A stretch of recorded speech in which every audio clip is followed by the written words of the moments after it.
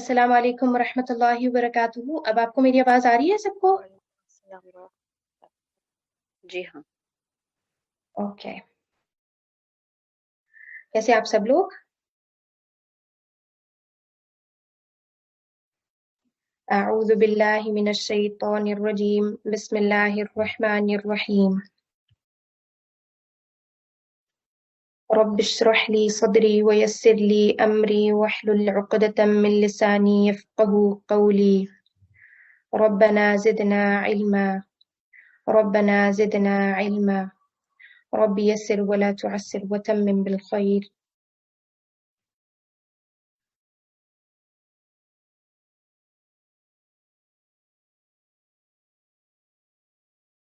Okay, आप लोग अपनी अटेंडेंस मार्क कर लें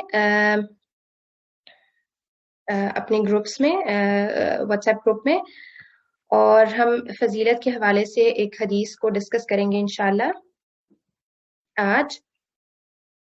और इस हदीस का मतन तो अपनी जगह अहमियत का हामिल है, लेकिन इस हदीस के मतन से पहले का जो हिस्सा है वो भी बहुत अहमियत का हामिल है, क्योंकि उसमें हमें पता चलता है कि इल्म का शौक और इल्म की अहमियत के हवाले से हमें जो है अमली नमूना नजर आता है। तो यहाँ पर ऐसा है कि फ़क़ाल या अबा दरदाई इन्नी जिअतु मिन मदीनति रसूल सल्लल्लाहु अलैहि वसल्लम लिहदीसिन बलगनी अन्नका तुहद्दिसुहु अन रसूलिल्लाहि सल्लल्लाहु अलैहि वसल्लम मा जिअतु लिहाजतिन। अब यहाँ पर अबू दरदा और अबू दरदा के साथ एक और शख्स बैठे हुए थे जिनका नाम है कसीर इब्न कैस। ये दोनों बैठे हुए थे। अबू दरदा तो हमें मालूम है कि सहाबी में से हैं। तो ये दोनों बैठे हुए थे, तो इनके पास अबू दरदा से मिलने के लिए एक शख्स आया, और वो कहीं दूर से आया था, किसी दूसरे सिटी से आया था। तो उसने अबू दरदा को क्या कहा कि इन्नी जीतू मिन मदीनत रसूल, कि मैं अल्लाह के रसूल के इस शहर में आया हूँ, यानी मदीनतुल मुनव्वरा में आया हूँ, क्योंकि मुझे पता चला है ली हदीसिन बलगनी, एक हदीस जो मुझ तक पहुंची है। यानी अबू दरदा से सुनने से पहले जो अबू दरदा ने उनको हदीस आगे रिवायत करनी है, जिसका मतन हम अभी देखेंगे, उस हदीस को वो ऑलरेडी सुन चुके हैं। ली हदीसिन बलगनी, एक हदीस जो कि मुझ तक पहुंच चुकी है। अन्नका तुहद्दिसुहु अन रसूलिल्लाहि सल्लल्लाहु अलैहि वसल्लम, के मुझे ये पता चला कि आप इस हदीस को नबी सल्लल्लाहु अलैहि वसल्लम से रिवायत करते हैं। इससे क्या पता चलता है कि उनके पास इस हदीस की ऑलरेडी एक और चेन मौजूद थी, लेकिन उसमें क्या हुआ होगा कि जो सिलसिला है, जो रुवात की तादाद है, वो ज्यादा थी, क्योंकि ज़ाहिर है सहाबी से और फिर सहाबी के बाद कोई और रावी मौजूद होंगे, और फिर उसके बाद वो शख्स जो कि अबू दरदा से मिलने आया है। तो यानी चेन लंबी हो रही थी। तो एक हदीस जो वो सुन चुके हैं ऑलरेडी, उसके लिए वो आए हैं अबू दरदा से कि मैं डायरेक्ट सहाबी से सुनना चाहता हूँ। ठीक है, जो आप सल्लल्लाहु अलैहि वसल्लम से सुन चुके हैं, मैं उनसे सुनना चाहता हूँ। और वो उसको सुनने के लिए फिर अबू दरदा के पास आए। और इसके बाद का जो जुमला है वो बहुत ही मजे का है कि मा जितु लिहाजतिन, कि मैं सिर्फ इस हदीस को सुनने आया हूँ, मैं कोई और काम करने नहीं आया।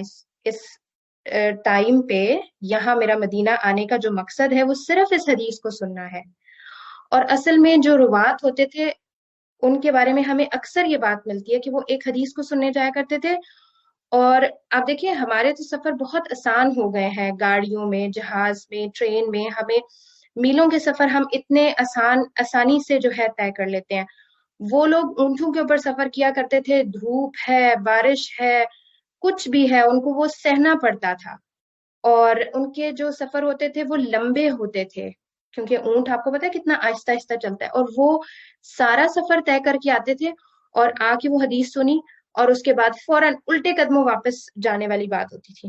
कहते थे हम इस हदीस को सुनने आए हैं, तो हम इधर रुकेंगे नहीं, कि यानी हमारे अमल से ये बात ना साबित हो जाए कि हाँ भाई, हम चलो आए हैं तो हम ये भी कर लेते हैं, वो भी कर लेते हैं। कुछ भी नहीं करना, बस हम इस हदीस को सुनने आए हैं, हम सुन के वापस चले जाएंगे।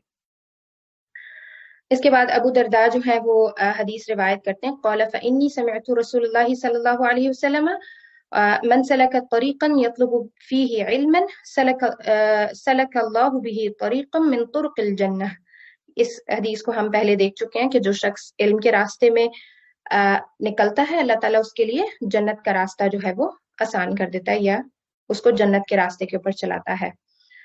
اب اس حدیث کا جو سیکنڈ پارٹ ہے وہ کیا ہے کہ وَإِنَّ الْمَلَائِكَةَ لَتَضَعُ أَجْنِحَتَهَا رِضًا لِطَالِبِ الْعِلْمِ، کہ جو فرشتے ہیں وہ اپنے پر بچھا لیتے ہیں طالب علم سے خوش ہو کے، کیونکہ وہ اللہ کے علم کو حاصل کرنے کے لیے جب نکلتا ہے تو فرشتے اپنے پر بچھا لیتے ہیں.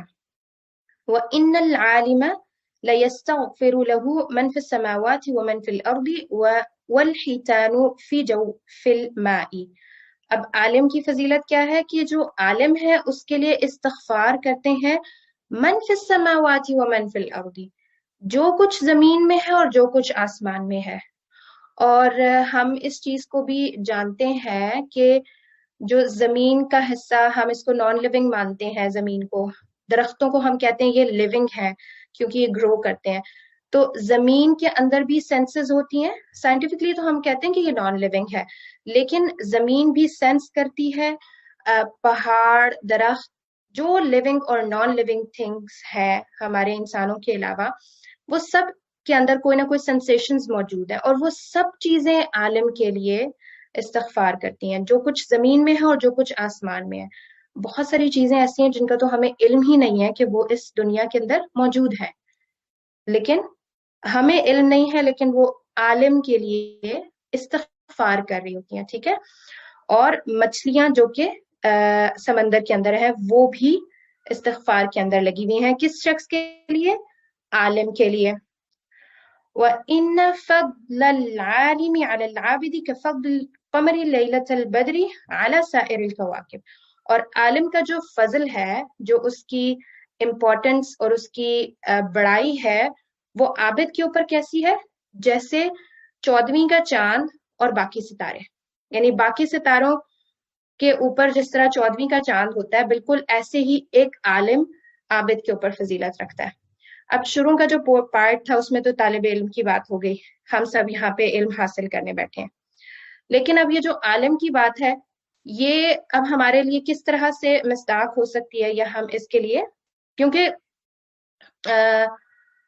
جو عالم کو ہم اگر دیکھیں نا، بائی ورڈ اس کا میننگ دیکھیں تو کیا ہوتا ہے کہ جو علم حاصل کرنے والا ہے وہ اس کے پاس کوئی نہ کوئی علم کا ایک حصہ موجود ہوتا ہے، اس کو ہم کہتے ہیں کہ یہ عالم ہے، یعنی اس کے پاس علم موجود ہے.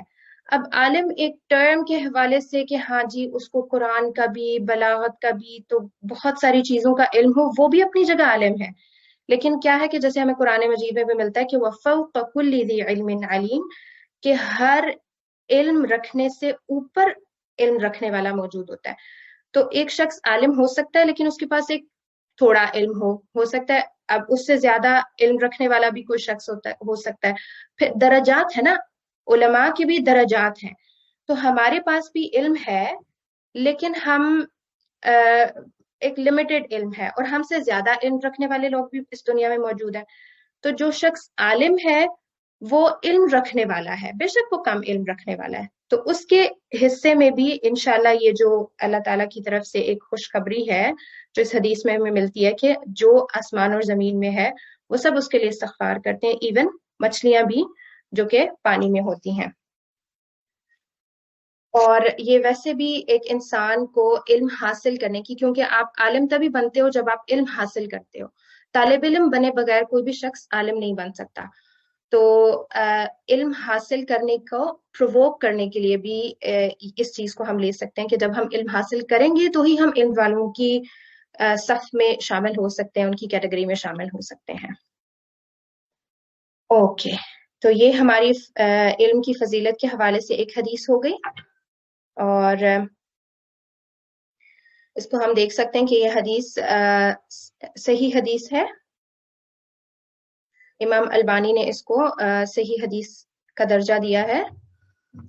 اس کے بعد آج ہم کون سے ٹاپکس دیکھیں گے؟ تو آج انشاءاللہ ہم مدینہ بک کو سٹارٹ کریں گے، اور اس کے بعد ہمارے پاس عدد کے حوالے سے ہم نے اسم کو دیکھنا ہے، جس میں ہمارے پاس 3 اس کی ٹائپس ہوتی ہیں۔ عدد کے حوالے سے اسم کی 3 اقسام ہیں، واحد، تثنیہ اور جمع۔ اس کو ہم دیکھیں گے۔ تو ہم سب سے پہلے اپنی مدینہ بک سے شروع کریں گے انشاءاللہ۔